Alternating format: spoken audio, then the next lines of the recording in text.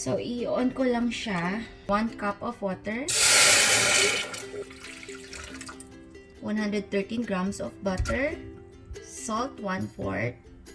1/4 teaspoon of salt. 1/2 teaspoon of cinnamon powder plus 1/4 teaspoon. So, ngayon, gagamit tayo ng 1/4 teaspoon dito. Ayan. So, hahalo lang natin siya. Hayaan lang natin siya hanggang sa mag-boil siya. Ayan. Halo lang natin siya. Turn off nyo yung heat. So, ilagay nyo yung flour. Stir nyo siya.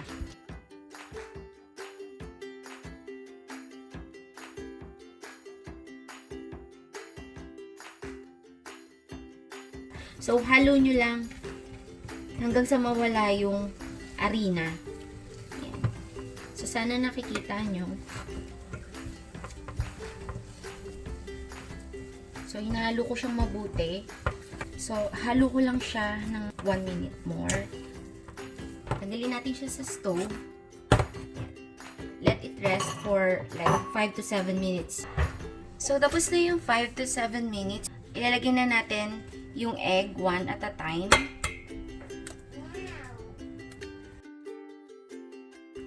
Halo nyo lang siya. Add the second egg.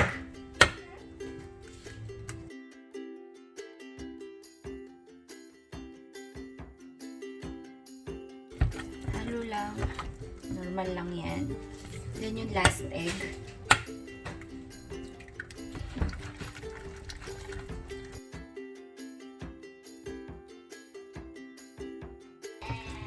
Actually, meron ako nabasa, pwede nyo naman daw siyang ilagay sa mixer. So, doon nyo siya i-mix.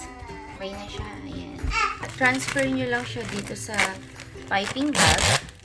Gagamit ako netong piping tip.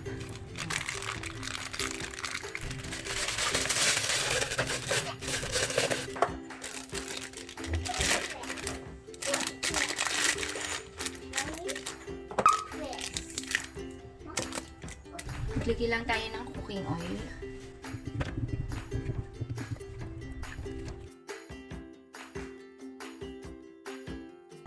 Ayan.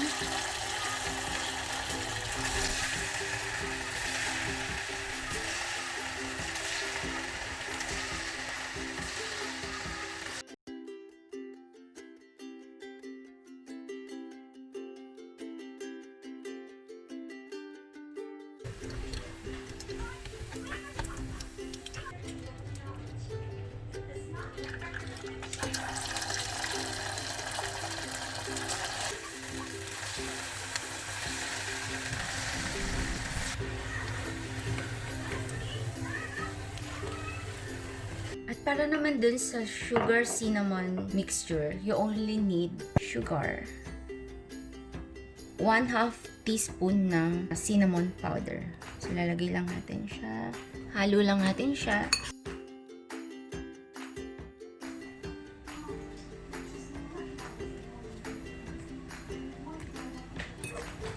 Yan.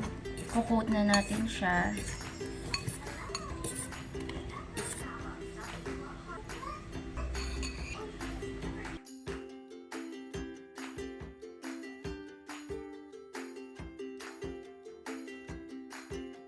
Ngayon, gagawa naman tayo ng chocolate dipping.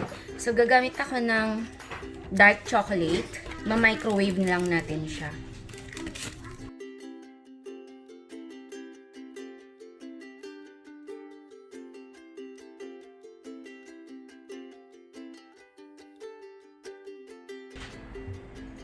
So, ayan siya. Halo lang natin siya. Ayan na. Okay na siya. See? Here.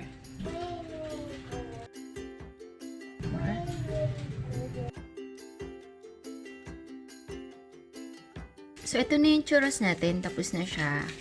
Super masarap. Try nyo yung recipe.